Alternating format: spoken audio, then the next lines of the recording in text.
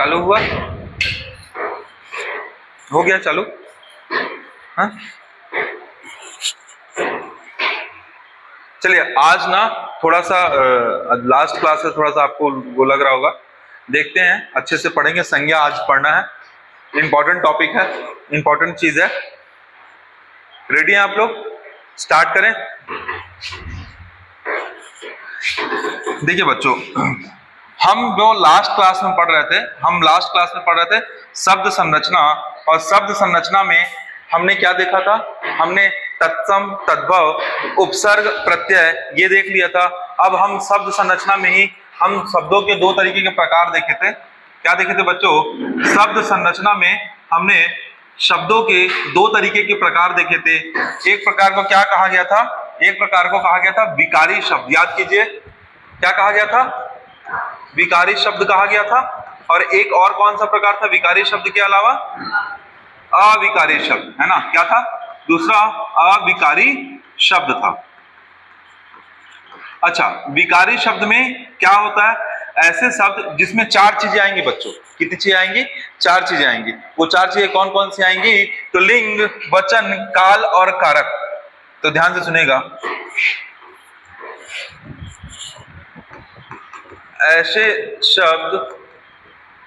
ऐसे शब्द जिनमें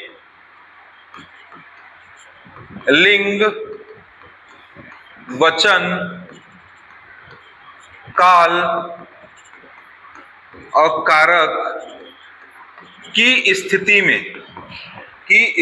में शब्दों के रूप में परिवर्तन देखने को मिलता है। क्या कहलाते हैं? विकारी शब्द कहलाते हैं।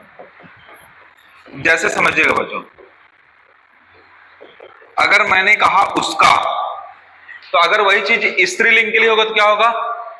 उसकी। शब्द में परिवर्तन हुआ कि नहीं हुआ? उसका से क्या हो गया? उसकी।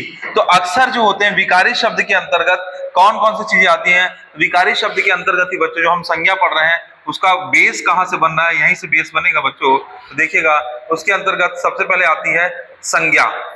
और संज्ञा के स्थान पे किस चीज का प्रयोग किया जाता है? सर्वनाम। जैसे राम है, बार बार राम न, अगर राम जी के संदर्भ में आपको ऐसे लिखना पड़ रहा है तो बार बार आप राम शब्द का ना प्रयोग करके वह शब्द का प्रयोग करेंगे, या उसका शब्द का प्रयोग करेंगे, या उनका शब्द का प्रयोग करेंगे, तो क्या कहलाएगा? सर्वनाम। और इसी तरीके से जो भी एक संज्ञा होगी उसकी अपनी एक विशेषता होगी, तो विशेषण। और इसी तरीके से क्रिया। ये मैंने आपको पिछली क्लासेस में ऑलरेडी पढ़ाया था, ठीक है? ये पढ़ा दिया था। अब इसी में दूसरा क्या होता है बच्चों? अविकारी शब्द। कैसे शब्द होते हैं? अविकारी शब्द। तो अविकारी शब्द आप देखिएगा दूसरे होते हैं अविकारी शब्द। अविकारी शब्द में कौन कौन से शब्द आते हैं? जिनके शब्दों के रूप में परिवर्तन नहीं होता है। इसको अगर आप और डिटेल में देखना चाहें तो कहां देखेंगे? शब्द संरचना में देखेंगे। तो सिंपल सा मैं एक लाइन लिखा बच्चों कि जिन शब्दों के रूप में परिवर्तन नहीं होता है, जिन शब्दों के रूप में परिवर्तन नहीं होता है। क्या बोल रहे हैं बच्चों?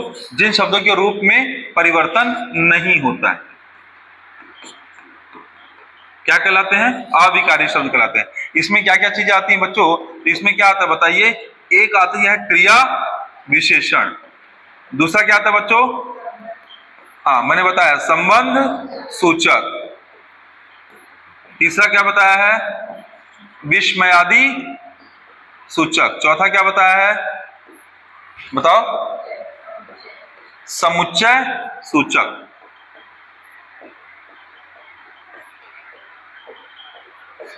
ये ऐसे चीजें होती हैं जो इन सब चीजों को बताएंगे। इसमें क्या होता है? शब्दों के रूप में परिवर्तन नहीं होता है। अब बच्चों, अब हम जो पढ़ने वाले हैं, आज जो पढ़ने वाले हैं, वो पढ़ने वाले हैं संज्ञा। तो संज्ञा क्या है, इस चीज को पहले हम वेन डायग्राम से समझेंगे। हम हेडिंग डालते हैं। मेन आज की हमारी मुख्य हेडिंग जो है बच्चों, आज की जो हमारी हेडिंग होने वाली है वो क्या होने वाली है? संज्ञा। क्या होने वाली है? संज्ञा। इसको कैसे समझते हैं? देखो, पूरे ब्रह्मांड में क्या बोल रहे हैं, किसकी बात करें कि संपूर्ण ब्रह्मांड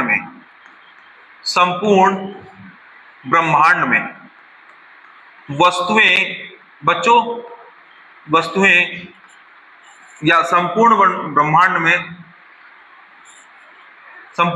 में दो स्वरूप होते हैं। संपूर्ण ब्रह्मांड में दो स्वरूप होते हैं। एक स्वरूप कहलाता है बच्चों दृश्य स्वरूप। क्या कहलाता है, दृश्य स्वरूप। दृश्य स्वरूप वो स्वरूप होता है बच्चों जिसको आप देखते हो, जो दिख रहा है। और एक क्या होता है बच्चों, अदृश्य स्वरूप। क्या होता है, अदृश्य स्वरूप। एक क्या होता है, पूरे ब्रह्मांड को अगर आप देखोगे तो एक वो चीज जो आपको दिखाई दे रही है ना। अगर मैं आपको बोलूं कि आप बहुत खुश दिख रहे हो, तो क्या खुशी दिखती है? अरे सुख दुख दिखता है क्या? तभी तो आप बोलते हैं आप मेरे अंदर क्या चल रहा है आप नहीं समझ पाओगे। क्यों बोलते हैं? क्योंकि वो दिख नहीं रहा है। तो क्या आएगा, अदृश्य में आएगा। किस में आएगा, अदृश्य में आएगा। वो ब्रह्मांड में एग्जिस्ट कर रहा है कि नहीं कर रहा? कर रहा है। तो ऐसी बहुत सी चीजें हैं जो आप देख नहीं पाते हो, सिर्फ महसूस करते हो। जैसे एक रास्ते से आप गुजरे और आपको अचानक से कुछ महसूस हुआ, अरे भाई तेरे को कुछ लगा क्या? नहीं भाई मेरे को तो कुछ नहीं महसूस हुआ। तो आप क्या बोल रहे हो, भाई तुम्हें महसूस हुआ लेकिन दूसरे को महसूस नहीं हो रहा है। तो चीजें दो तरीके की है, एक वो चीज है जो दिखाई दे रही है, वो क्या कहलाता है, दृश्य। एक वो चीज है जो दिखाई नहीं दे रहा है। तो बच्चों याद रखने का, जो दृश्य होगा वो तीन दृश्य होगा, वो इस तरीके से होगा। देखिए, वो या तो कोई व्यक्ति हो सकता है, या तो कोई स्थान हो सकता है, या तो कोई वस्तु हो सकती। क्या बोल रहे हैं, तीन चीजें हैं। क्या, या तो कोई व्यक्ति हो सकता है, या तो कोई स्थान हो सकता है, या तो कोई वस्तु हो सकती है। ये तीन चीजें हैं जो हो सकती हैं। इसके अलावा चौथी ऐसी कोई भी चीज नहीं है जो अगर आप देखोगे तो आपको दिखाई देगी। क्या क्या बोल रहे हैं, एक व्यक्ति, एक वस्तु, एक क्या है, स्थान। अदृश्य की बात करेंगे तो अदृश्य में क्या आता है बच्चों, भाव। क्या आएगा, भाव। अब आप दुनिया की कोई भी चीज सोचो, गिलास, कुर्सी, टेबल, राम, श्याम, रामायण, हर चीज क्या है, या तो वो स्थान होगा, या तो वो व्यक्ति होगा, या तो वो वस्तु होगा। तो पूरे ब्रह्मांड की चीजें कितने हिस्सों में बटी हुई हैं, दो हिस्सों में बटी हुई बच्चों। एक कहलाता है दृश्य, एक कहलाता है अदृश्य। जो दृश्य है उसमें क्या चीजें हैं, तीन चीजें हैं, व्यक्ति है, स्थान है, वस्तु है। और जो अदृश्य है वो क्या है, भाव। समझ पा रहे हैं, है ना। तो वे शब्द जो, अच्छा ऐसे समझिए बच्चों, ब्रह्मांड में हर एक चीज जो है ना, हर चीज का क्या है, अपना एक नाम है। क्या आप ऐसे समझिएगा, अपना एक नाम है। ऐसे समझिएगा कि एक व्यक्ति का नाम, एक व्यक्ति है जो व्यक्ति है राम, और एक व्यक्ति है लक्ष्मण, एक व्यक्ति है छोटा राम, और एक व्यक्ति है छोटे लक्ष्मण, मान लो। या अब ये देखिए, चार व्यक्ति हैं, चारों व्यक्ति में एक का नाम क्या है, राम। हो सकता है ऐसी दूसरे व्यक्ति का नाम भी क्या हो, राम, लेकिन दोनों व्यक्ति तो अलग अलग हैं। तो नाम एक हो सकता है लेकिन व्यक्ति सदैव अलग होंगे। ब्रह्मांड में उपस्थित हर एक चीज, आप हर एक जीव जंतु, एक शेर है दूसरा शेर है, वो उसमें एक पॉइंट का अंतर होगा, एक डीएनए का अंतर होगा, एक आरएनए का अंतर होगा, लेकिन अंतर होगा। समझिए आप क्या कहना चाहते हैं। तो ब्रह्मांड में उपस्थित समस्त चीजों में क्या है, अंतर पाया जाता है किसी भी स्थिति में। समझ गए, मतलब हर एक की क्या है, अपनी इंडिविजुअल आइडेंटिटी है। वो व्यक्ति को जानने के लिए हमने क्या चीज प्रयोग में लाई, नामकरण किया कि इस व्यक्ति को बार बार मुझे बुलाना है तो इस व्यक्ति का नाम मैंने क्या रख दिया, अमरजीत रख दिया, क्योंकि बार बार मुझे क्या करना है, इन व्यक्ति को बुलाना है। इन व्यक्ति को पहचानने के लिए हमने इससे क्या संज्ञा दी, एक नाम दे दिया। समझ पा रहे हैं। याद रखिएगा कि पूरे ब्रह्मांड में किसी भी चीज का दो स्वरूप होता है, एक दृश्य स्वरूप होता है, एक अदृश्य स्वरूप होता है। अदृश्य स्वरूप में क्या आता है, व्यक्ति आते हैं, स्थान आते हैं, वस्तु आते हैं। अदृश्य स्वरूप में क्या आते हैं, भाव आते हैं। क्या आते हैं, भाव आते हैं। अब देखिए डेफिनेशन, परिभाषा समझिएगा बच्चों। किसकी परिभाषा लिखा रहे हैं, संज्ञा की। समझिएगा परिभाषा, एकदम इजी है, नहीं रटेंगे, जैसा बोल रहे हैं वैसी। वे शब्द जो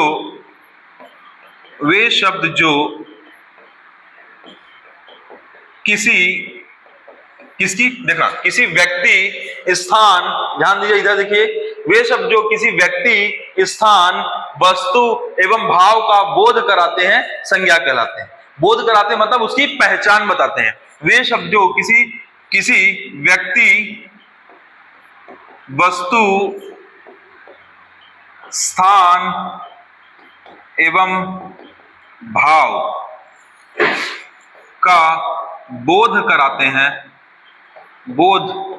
हैं, क्या कहलाते हैं बच्चों? संज्ञा कहलाते हैं।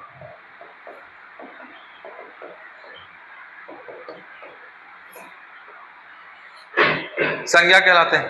ठीक हुआ। अच्छा, संज्ञा इक्वल टू श्रम धन ज्ञा से। क्या संज्ञा किससे बना है? श्रम धन ज्ञा से। किससे बना है? श्रम धन ज्ञा से। अर्थात सम्यक ज्ञान देने वाला। इसका मतलब क्या होता है? संज्ञा शब्द जो है वो सम धन ज्ञान से बना है, जिसका अर्थ होता है सम्यक ज्ञान देने वाला। ठीक है, ठीक है बच्चों, ये कैसा शब्द है? तो ये पहला पॉइंट ये हो गया, दूसरा पॉइंट ये हो गया, तीसरा ये, दूसरा पॉइंट ये हो गया, पहला पॉइंट ये हो गया। ये कैसा शब्द है? संज्ञा। तो संज्ञा बच्चों विकारी शब्द है। कैसा शब्द है? विकारी शब्द है। कैसे? अगर आप विकारी शब्द है समझिएगा, एक शब्द है बच्चों जो जाति को बताता है। बकरियों का समूह। किसका समूह? बकरी। बकरी कैसा है? स्त्रीलिंग या पुल्लिंग? स्त्रीलिंग। तो बकरा क्या शब्द होगा? पुल्लिंग। तो आप ऐसे समझिएगा बच्चों कि जब देखिए लिंग की बात करेंगे तो बकरा, बकरी। वचन की बात करेंगे तो बकरी, बकरियां, बकरा, बकरे। बार बार शब्द परिवर्तित हो रहा है। ठीक है, कौन सा शब्द होगा? विकारी शब्द है। काल की बात करेंगे तो प्राचीन काल, आधुनिक काल और मध्य काल, मान लो ऐसा कोई है। तो भूतकाल की बात करेंगे, बकरा था, बकरा है, बकरा रहेगा, ऐसा मतलब वो सेंटेंस के साथ होगा, काल के साथ। और कारक तो बकरे ने, कर्ता ने, कर्म को, बकरे को आप अलग अलग यूज करते हो ना। बकरे ने, बकरे को, बकरे से। एक शब्द देखिए मैं आपको बता रहा हूं, यानी कि लगातार संज्ञा जो एक कैसा शब्द है? विकारी शब्द है। क्यों है विकारी शब्द? क्योंकि लिंग, वचन, काल और कारक में वो क्या है बताता है? परिवर्तन बताता है, यानी उसके शब्द में परिवर्तन होता है। तो संज्ञा क्या है? विकारी शब्द। ठीक है, क्लियर हुआ? तो संपूर्ण ब्रह्मांड में दो स्वरूप है, दृश्य स्वरूप और अदृश्य स्वरूप। देखी जाने वाली समस्त वस्तुएं या समस्त चीजें जो है वो व्यक्ति के रूप में होंगी, या स्थान के रूप में होंगी, या वस्तु के रूप में होंगी। जो अदृश्य चीज है वो किस रूप में होगा? भाव के रूप में होगा। किस रूप में होगा? भाव के रूप में होगा। और ये परिभाषा हो गई। अब हम देखेंगे संज्ञा के प्रकार। ठीक है, क्या देखेंगे? संज्ञा के प्रकार। चालू करें संज्ञा के प्रकार।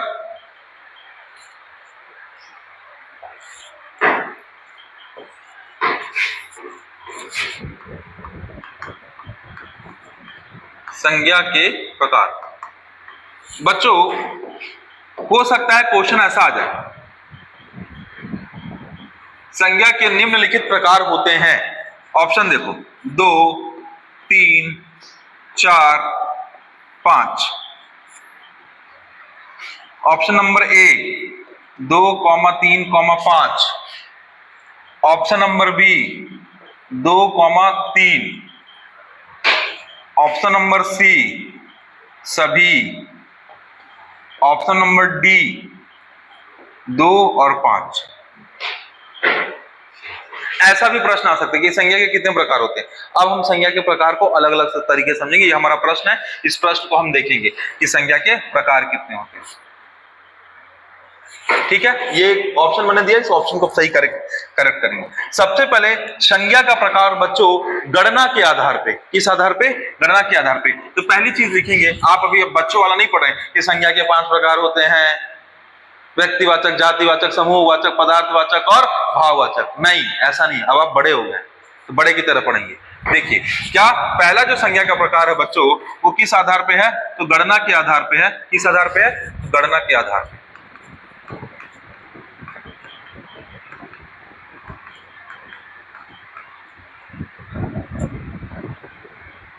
अच्छा, गणना का यहां से मतलब बच्चों यथार्थ वस्तु के होने और नहीं होने से भी संबंध है।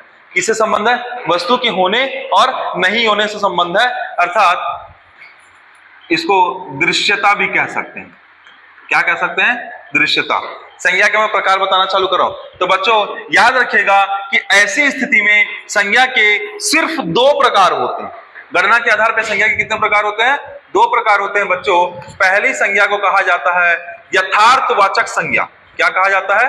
यथार्थवाचक संज्ञा। पहला प्रकार कौन सा हो गया? यथार्थवाचक संज्ञा। और दूसरा प्रकार कौन सा हो गया बच्चों? तो भाववाचक संज्ञा।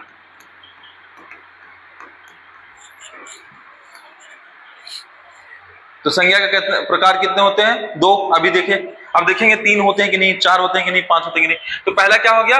यथार्थवाचक संज्ञा। और दूसरा क्या हो गया? भाववाचक संज्ञा। अच्छा बच्चों, यथार्थवाचक संज्ञा क्या बताता है? जैसे मैंने आपसे बोला कि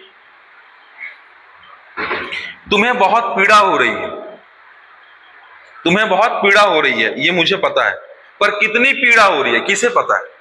जिसके साथ गुजर रहा है उसे पता है कि मुझे कितनी पीड़ा हो रही है, पर उस पीड़ा की क्वांटिटी क्या है ये उसे भी नहीं पता जिसे पीड़ा हो रही है, या इससे ज्यादा पीड़ा होगी। अच्छा भाई, इतना दर्द था जो असहनीय था, हम बोलते हैं इतना दर्द था जो असहनीय था, लेकिन वो असहनीय दर्द कब तक असहनीय है? अगर उससे ज्यादा भी कोई होता है कि अच्छा, कोई व्यक्ति बोला कि मुझे सबसे ज्यादा दर्द उस समय हुआ था, ऐसे बोला, फिर बोला भाई आज जो दर्द है ना उससे भी ज्यादा दर्द था। तो जब तक उसे इस दर्द का महसूस नहीं हुआ था तब तक वो उस दर्द को सबसे बड़ा दर्द समझ रहा था, लेकिन आज जब वो दर्द उससे बड़ा हुआ तो अच्छा भाई साहब इससे भी ज्यादा दर्द होता है, लेकिन क्या वो दिख रहा है? क्या नहीं। तो क्या कहलाएगा? वो कहलाएगा बच्चों भाववाचक संज्ञा। लेकिन यथार्थ में क्या है? तो याद रखिएगा बच्चों, दोनों की प्रॉपर्टी लिखते हैं। एक है बच्चों, एक बताता है वास्तविक संज्ञा को जो दिखता है, तो इसको क्या कहलाएगा? वास्तविक संज्ञा।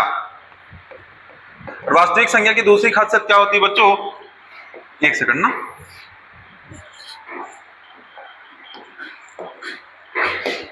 एक कहलाएगा बच्चों वास्तविक संज्ञा, एक तत्व है जो यथार्थवाचक संज्ञा होगी उसका नाम क्या होगा? वो वास्तविक संज्ञा होगी, वो दृश्य होगी, दिखाई देगी।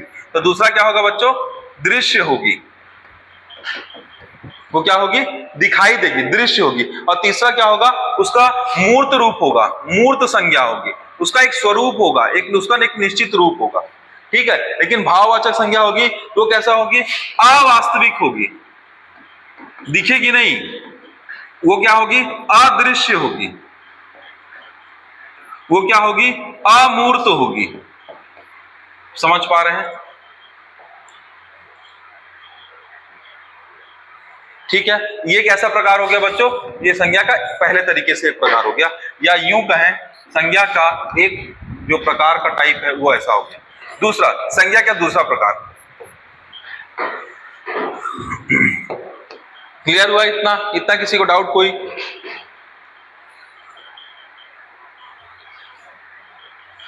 अब बच्चों ये जो यथार्थवाचक संज्ञा है इसी से हम एक नई चीज निकालेंगे। क्या निकालेंगे? यथार्थवाचक संज्ञा से ही हम क्या निकालेंगे? एक नई चीज निकालेंगे। यथार्थवाचक संज्ञा से पहले हम एक नई चीज आपको बता दें। यथार्थ से ही बच्चों क्या निकला? यथार्थ क्या क्या है ना? तो देखो यथार्थ में क्या क्या आएगा बच्चों? एक आएगा बच्चों व्यक्ति। व्यक्ति सच है कि नहीं है एक व्यक्ति। तो क्या आएगा इस यथार्थ के अंदर ही? क्या आएगा बच्चों? व्यक्तिवाचक संज्ञा। क्या आएगी? व्यक्तिवाचक संज्ञा। यथार्थ से ही क्या बताएगा? किसी समूह को बताया जाएगा। यथार्थ से क्या बताया जाएगा? किसी समूह को बताया जाएगा, किसी जाति को बताया जाएगा। एक देखिए, एक समझिएगा बच्चों, जातिवाचक संज्ञा।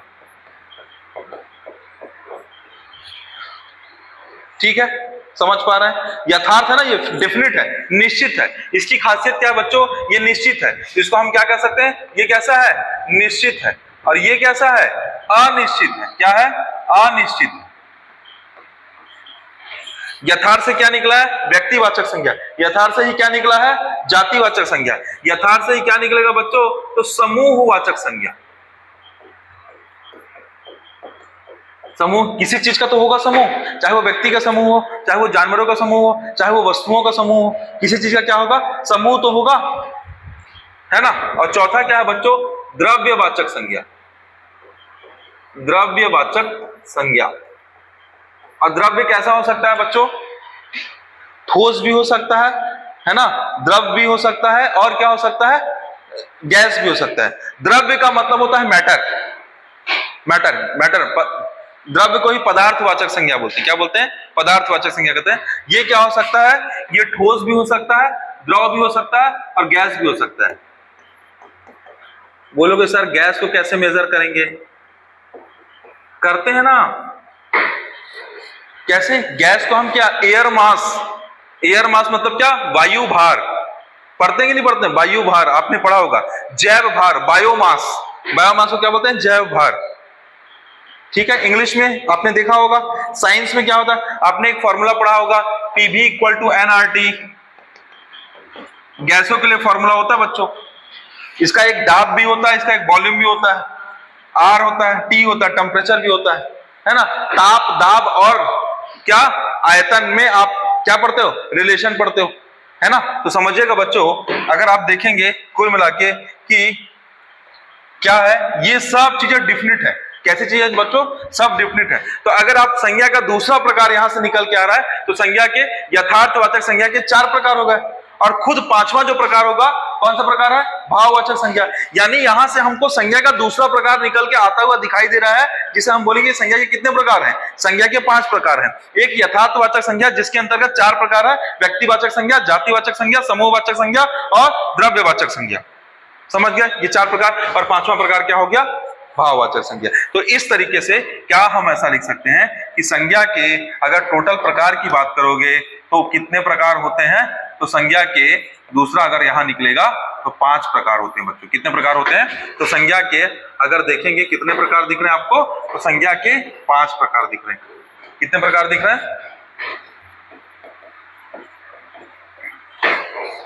ऊपर कितने प्रकार थे? 2 प्रकार थे। अभी कितने प्रकार हैं? 5 प्रकार। ठीक है। अच्छा, ये संज्ञा के कैसे प्रकार हैं बच्चों? याद रखिएगा, सामान्य प्रकार। कैसे प्रकार? सामान्य प्रकार। प्रायः जो प्रकार माना जाता है संज्ञा के कितने प्रकार हैं? 5 प्रकार। ठीक है। तो बच्चों क्या मैं इसको टिक मार सकता हूं? ठीक है, 5 प्रकार हुए।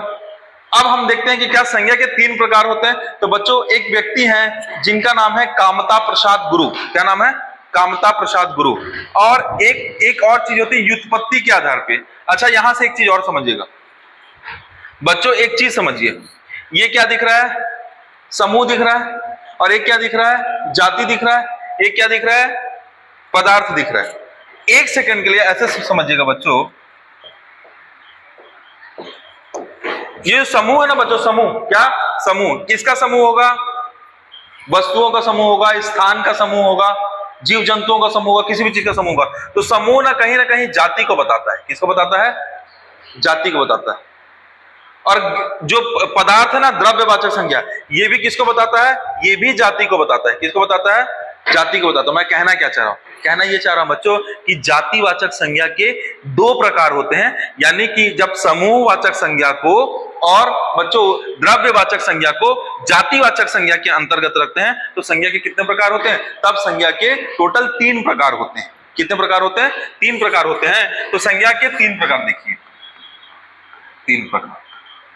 अच्छा, इस संज्ञा के 3 प्रकार को क्या क्या हेडिंग कहा जाता है बच्चों? ये संज्ञा को व्युत्पत्ति के आधार पे।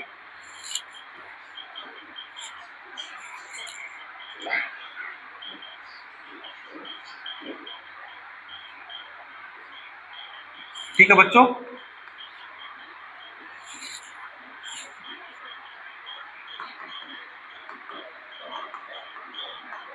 किसके आधार पे कहा गया बच्चों? व्युत्पत्ति के आधार पर। कितने प्रकार निकले संज्ञा के? 3 प्रकार निकले। कितने प्रकार निकले? 3 प्रकार। क्या क्या नाम है बताइए? पहला नाम क्या है? व्यक्तिवाचक। क्या है? व्यक्तिवाचक। दूसरा नाम क्या है? जातिवाचक। और जाति के अंदर ही कौन कौन सा प्रकार हो गया बच्चों? समूह और पदार्थवाचक, जिसे द्रव्यवाचक कहते हैं। समूह और पदार्थवाचक। अच्छा बच्चों, वाचक का मतलब क्या होता है? वाचक का मतलब होता है बच्चों बताने वाला। वाचक मीन्स यहां पे क्या है बच्चों? बताने बताने वाला। वाचक का मतलब यहाँ पे क्या है? बताने वाला। अगर आप देखोगे तो संज्ञा के कितने प्रकार दिखाई दे रहे हैं? तो यहाँ पे संज्ञा के आपको 3 प्रकार दिखाई देंगे, व्यक्तिवाचक संज्ञा, जातिवाचक संज्ञा और भाववाचक संज्ञा। तो आपको यहाँ पे संज्ञा के कितने प्रकार दिखाई दिए? 3 प्रकार दिखाई दिए। कितने प्रकार दिखाई दिए? 3 प्रकार दिखाई दिए। तो आपको कायदे से कितने प्रकार दिखाई दे? पहले 2 तो 2 भी सही है, फिर 3 तो 3 भी सही है, फिर क्या 5 तो 5 भी सही है। क्या 4 प्रकार होते हैं? याद रखिएगा कि बच्चों संज्ञा के 4 प्रकार नहीं बनाए गए। संज्ञा के कितने भी प्रकार बनाए गए? संज्ञा के या तो 2 होंगे, या तो 3 होंगे, या तो 5 होंगे। तो आंसर क्या होगा? ए होगा। ठीक है, क्लियर हुआ क्या कहना चाह रहे हैं? तो संज्ञा के कितने प्रकार हुए? 2, 3 और 5, अलग अलग व्यक्तियों के अनुसार या अलग अलग स्थितियों के अनुसार। गणना के आधार पे हो गया, संज्ञा के सामान्य प्रकार हो गए। अब देखिएगा, एक व्यक्ति है, उनके आधार पे उत्तर प्रदेश ने पूछा है, लोअर पीसीएस ने। उत्तर प्रदेश लोअर पीसीएस का मतलब होता है व्यापम। ठीक है, क्या पूछा है?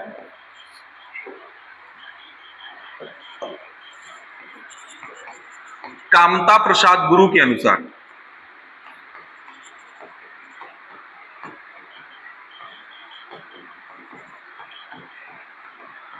संज्ञा के 3 प्रकार। कामता प्रसाद गुरु के अनुसार कितने? संज्ञा के 3 प्रकार। कौन कौन से बच्चों? तो जो ऊपर की संज्ञा है वही संज्ञा के 3 प्रकार है। पहली जो संज्ञा है वो कौन सी संज्ञा है? व्यक्तिवाचक संज्ञा है। दूसरी जो है वो जातिवाचक है, और तीसरी भाववाचक। तो कौन सा? व्यक्तिवाचक, दूसरा जातिवाचक, और तीसरा भाववाचक। कितने प्रकार हैं? 3 प्रकार है, व्यक्तिवाचक, जातिवाचक और भाववाचक। अच्छा, इन्होंने क्या किया है? इन्होंने ये किया बच्चों कि ये जो समूह है, समूह को जाति में ना डाल के समूह को व्यक्ति में डाला है। तो व्यक्तिवाचक संज्ञा के अंदर ही क्या है? समूहवाचक संज्ञा। और जातिवाचक संज्ञा के अंदर किसको डाला है? पदार्थवाचक संज्ञा। अगर ऐसा ही होता तो इसको और इसको अलग क्यों करते? समझिए क्या किए हैं, ध्यान दीजिए। अभी आप ध्यान नहीं दे रहे। समूहवाचक और पदार्थवाचक किसमें है? इसमें व्यक्तिवाचक के अंदर ही समूह को बना दिया। अब व्यक्ति का मतलब क्या होता है? स्थान होता है, वस्तु होता है, व्यक्ति का खुद का नाम होता है। बताएंगे भी आपको, व्यक्तिवाचक संज्ञा बताएंगे। तो अब दोनों में अंतर क्या है? समूहवाचक संज्ञा किसके अंतर्गत नहीं है? जाति के अंतर्गत नहीं है। वो किसके अंतर्गत है? व्यक्ति के अंतर्गत। हम कायदे से हमें ये पढ़ना था, लेकिन हम आपको इतना सारा चीज क्यों बता रहे हैं? क्योंकि पूछेगा प्रश्न तो आपको बनना चाहिए।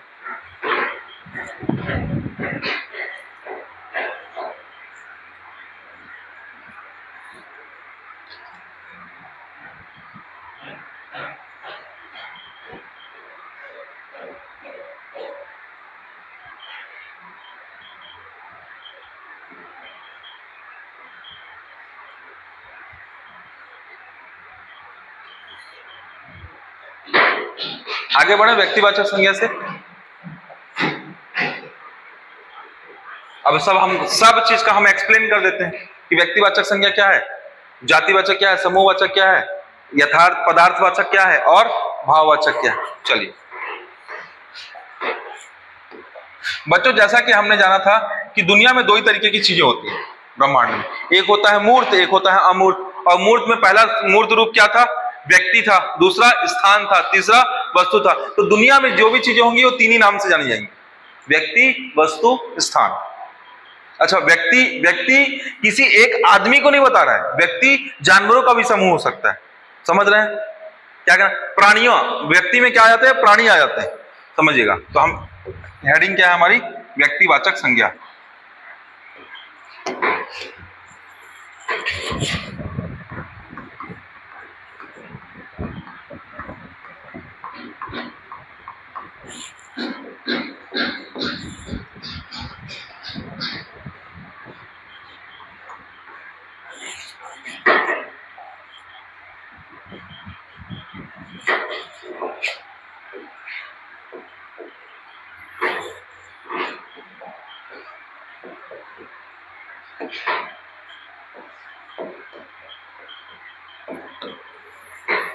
लिखेंगे वे शब्द जो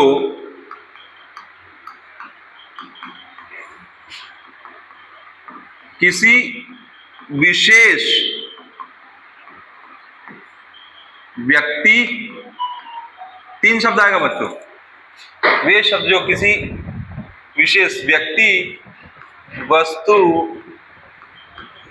स्थान, वे शब्द जो किसी व्यक्ति, वस्तु, स्थान, प्राणी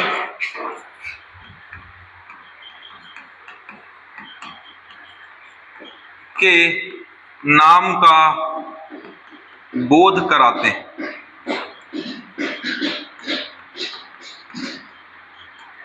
क्या कहलाते हैं? व्यक्तिवाचक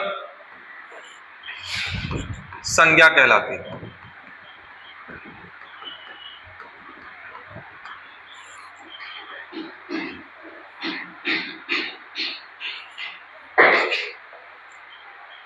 एक चीज बच्चों, अच्छा इसमें भाव, इसके व्यक्ति, वस्तु, स्थान तो हो गया बच्चों, इसमें थोड़ा सा करेक्शन करेंगे, भाव भी ठीक है, गुण स्थिति लिख देंगे, गुण एवं स्थिति। सिर्फ 2 चीज, हम भाव वाला चीज छूट गया था, गुण और स्थिति। क्या?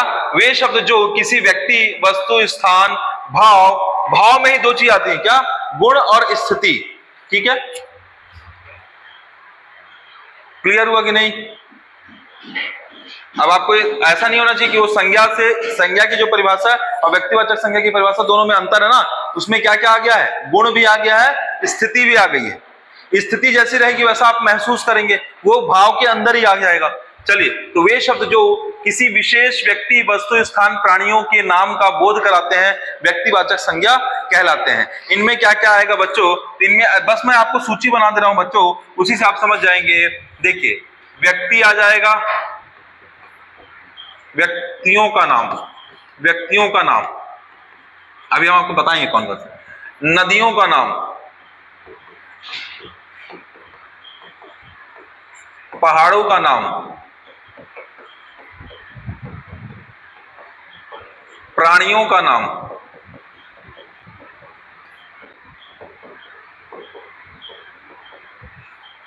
दिख रहा है क्या क्या? व्यक्तियों का नाम, नदियों का नाम, पहाड़ों का नाम और आपको प्राणियों का नाम। इसी तरीके से त्योहारों का नाम,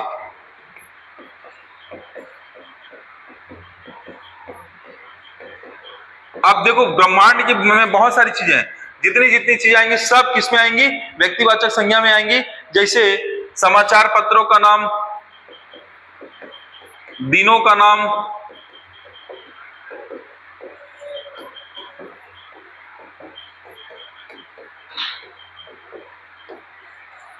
अच्छा सबके बारे में लिखें, छोटा छोटा पॉइंट देखिएगा। व्यक्तियों के नाम में देखेंगे सब बच्चों, व्यक्तियों के नाम में क्या क्या आएगा देखिएगा। व्यक्तियों के नाम में कोई भी महान व्यक्ति, कौन, कैसे कैसे? जैसे बच्चों एक महान व्यक्ति महात्मा गांधी, एक महान व्यक्ति राम, ठीक है, एक महान व्यक्ति, सामान्य जनमानस के जितने भी व्यक्तियों के नाम है वो सब किस में है? व्यक्तिवाचक संज्ञा में। टोनू, सोनू, मोनू, रवि, ये सब कैसे नाम है? व्यक्तिवाचक संज्ञा। तो जनमानस के सामान्य नाम।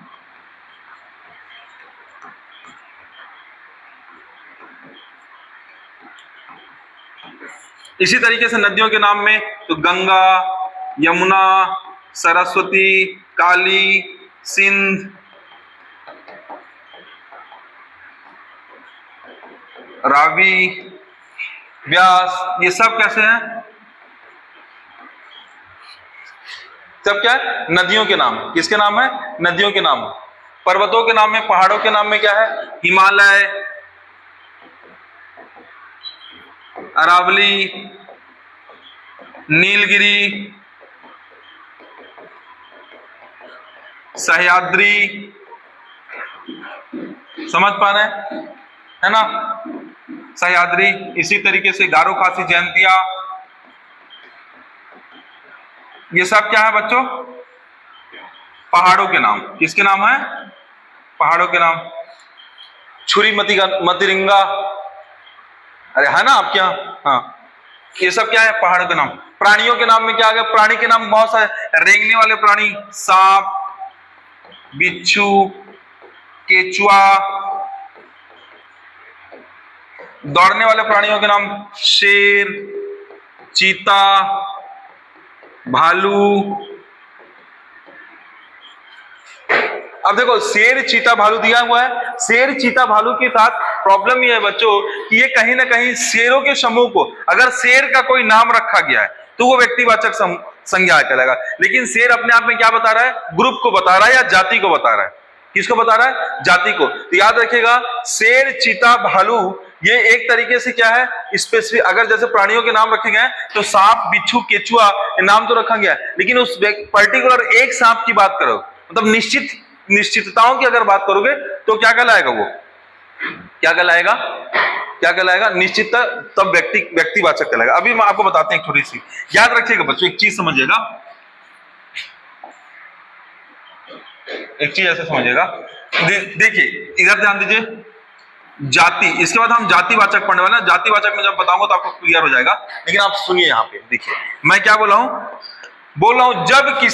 जब संज्ञा के किसी नाम से जाति का बोध होता है तो वो जातिवाचक संज्ञा कहलाती है। जाति के सांप की क्या हो? जाति हो सकती है। तो सांप क्या है? अपने आप में समूह को बता रहा है। किसको बता रहा है? जाति को बता रहा है। किसको बता रहा है? जाति को। सांप समुदाय की बात कर रहे हैं। इसी तरीके से मेंढक समुदाय की बात कर रहे हो। इसी तरीके से आप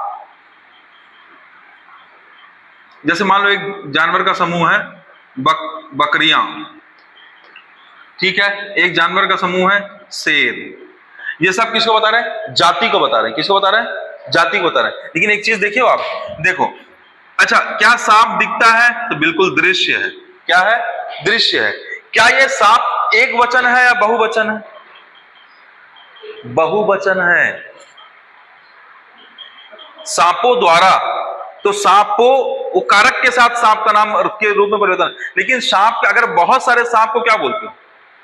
सांपों का समूह बोलते हो, या वो वाक्य पर डिपेंड करता है। तो सांप अपने में क्या है? बकरियां आपको क्या दिख रहा है? बहुवचन शब्द दिख रहा है, ठीक है। लेकिन अगर सिर्फ बकरी बोला जाए तो, लेकिन अगर बकरी का नाम लेके बोला जाए तो, बकरी का नाम लेके बोलेंगे तो कौन सी बकरी? व्यक्तिवाचक। बकरी के समूह को, जाति को लेके बात करेंगे तो कौन सा? बकरी। तो याद रखिएगा, आपको कहना क्या चाह रहा हूं, जातिवाचक संज्ञा में, ध्यान से सुनिए, जातिवाचक संज्ञा में दृश्य के साथ सदैव बहुवचन होता है। क्या कह रहा हूं? दृश्य के साथ सदैव बहुवचन होता है। लेकिन व्यक्तिवाचक संज्ञा में दृश्य के साथ सदैव एक वचन होता है। क्या होता है? हाँ, किसमें? व्यक्तिवाचक संज्ञा में। और जातिवाचक संज्ञा में क्या होता है? दृश्य का सदैव एक वचन, सदैव बहुवचन होता है। लेकिन अगर कहीं पे एक वचन का प्रयोग हुआ, जैसे सांप, तो लेकिन उसका बहुवचन बनाया जा सकता है। राम का क्या बहुवचन बनाओगे? अरे राम स्पेसिफिक एक व्यक्ति का नाम है, रामू कर दोगे क्या? या रामे कर दोगे क्या? नहीं, समझ गए? तो एक ये निश्चितता को बताता है, डिफिनेट है इसमें, यही चादमी है, यही पहाड़ है, हिमालयों, ऐसे थोड़ी बोल दोगे। हिमालय मतलब सिर्फ हिमालय, अरावलियों, ऐसा नहीं होगा। समझ गया क्या कहना चाह रहे हैं? यानी कि व्यक्तिवाचक संज्ञा में दृश्य के साथ एक वचन सदैव होता है। सदैव एक वचन, एक व्यक्ति की बात करें, एक निश्चित चीज की बात करें, किसमें? व्यक्तिवाचक संज्ञा में। और जातिवाचक संज्ञा में क्या है? दृश्य के साथ सदैव बहुवचन होता है। अगर वहां पे बहुवचन जैसा शब्द नहीं दिख रहा है, तो अगर कोई एक वचन जैसा शब्द दिख रहा है, तो आप देखिए कि उस एक वचन को क्या बहुवचन बनाया जा सकता है, या बहुवचन के रूप में प्रयोग होगा। तो अगर होगा तो ठीक है, तो क्या कहलाएगा? जातिवाचक संज्ञा। क्लियर हुआ कि नहीं? अभी मैं चार्ट बना के बताऊंगा।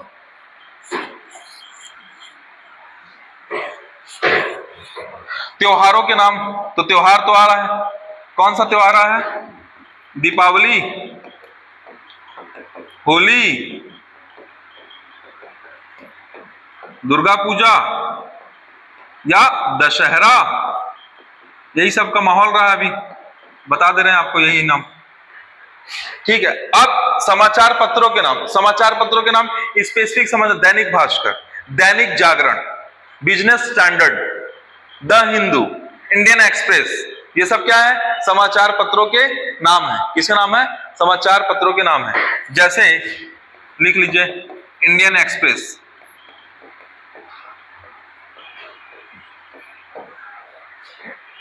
इंडियन एक्सप्रेस के अलावा बच्चों द हिंदू, इसके अलावा हरिभूमि, इसके अलावा दैनिक जागरण, इसके अलावा दैनिक भास्कर, इसके अलावा बिजनेस स्टैंडर्ड, इसके अलावा टाइम्स ऑफ इंडिया, आपने सुना होगा सब। हितवादा न्यूज़पेपर, आप बहुत सारे न्यूज़पेपर में आपको होता है जिसमें ना आप ना अभी वर्तमान समय में अगर आपको कभी कुछ पढ़ना है आर्टिकल्स को लेके, स्पेशली अगर आपको कहीं इंटरव्यू की तैयारी करना है, तो एक मैं आपको साइट बता रहा हूं बच्चों, आपको काम आएगा। उस साइट का नाम है afeias.com। उस वेबसाइट का नाम क्या है? afeias.com। afeias.com क्या है? afeias.com मिस्टर विजय अग्रवाल सर जी के द्वारा चलाया जाने वाला क्या है? प्लेटफॉर्म है, जो खुद आईएएस रहे हैं और मैं उनसे व्यक्तिगत तौर पे मिला हूं, उनसे अच्छा अनुभव साझा करने का मौका मिला। वो 45 से ज्यादा देश घूमे। कौन? डॉक्टर विजय अग्रवाल। और शंकर दयाल शर्मा जी के समय में, शंकर दयाल शर्मा जी कौन है?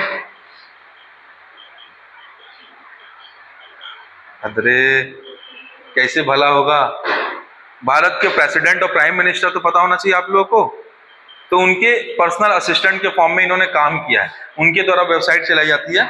इनका एक पुत्र है, जितना मैं जानता हूं, वो नेशनल लेवल चेस चैंपियन रहे, afeias.com। तो वहां पे बच्चों क्या होता है, इन सब पेपर्स के ना आर्टिकल्स ना एक जगह दिए जाते हैं, एक जगह दिए गए हैं।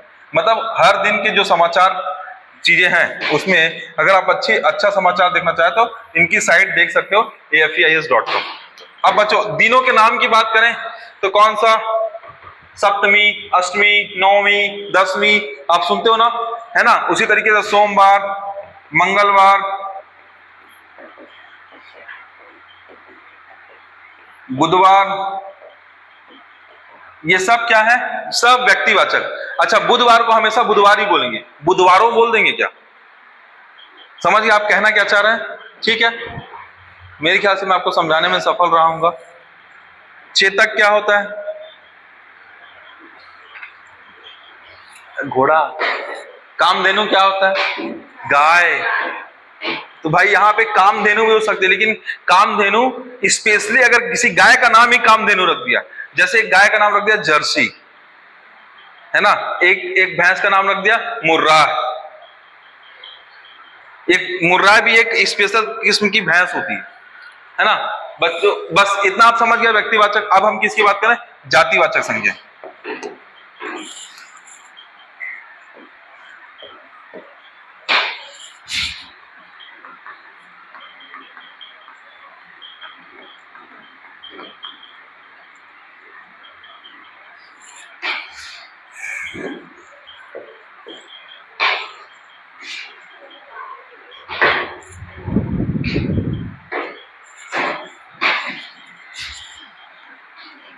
वे शब्द जो संज्ञा की जाति का बोध कराते हैं,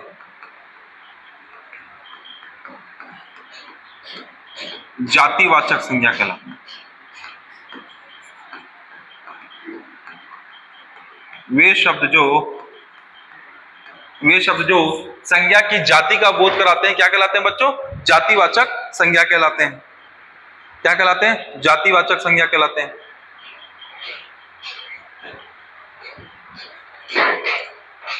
इतना अच्छा हुआ कि मैं खुद घड़ी देख रहा हूं तो घड़ी गायब दिख रही है। आप लोग परेशान हो रहे हैं, समय हो रहा है तो हो कितना रहा है, पर आप लोग बदमाश भी तो हैं, मोबाइल से देख ले रहे होंगे।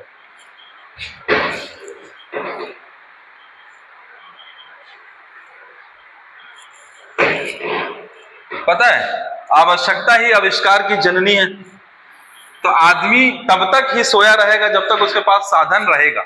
साधन नहीं रहेगा तो आदमी तब तक उसका प्रयास करेगा कि साधन मुझे मिल जाए। साधन मिल गया मतलब फिर वो जरूरत नहीं, मतलब जिज्ञासा की।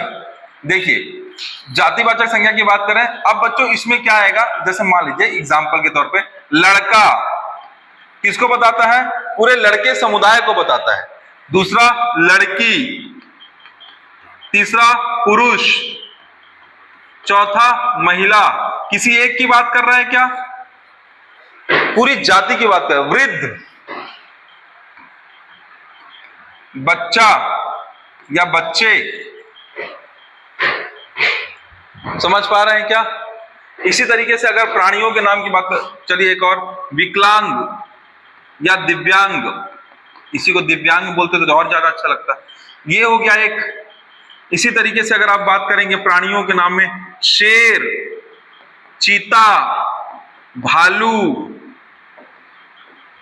ठीक है, लोमड़ी, ये सब क्या है। इसी तरह पालतू जानवर की बात करो, गाय, बकरी, भैंस, बैल,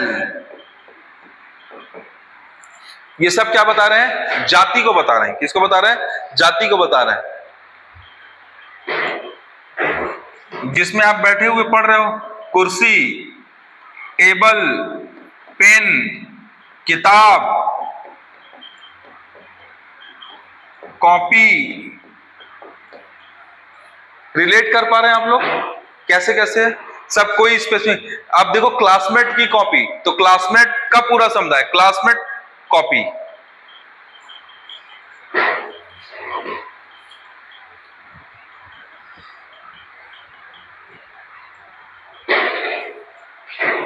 अब देखो बच्चों यहां पे क्या लिखा गया है, दीपावली, होली, दुर्गा पूजा, दशहरा, ऐसा लिखा गया।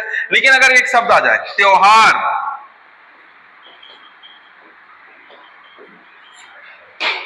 सबको समेट लिया एक साथ। माह यानी किसकी बात कर रहे हैं, महीने।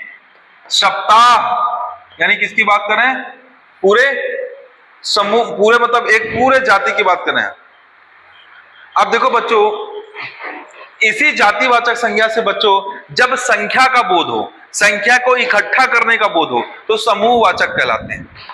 किस क्या कहलाते हैं, समूहवाचक।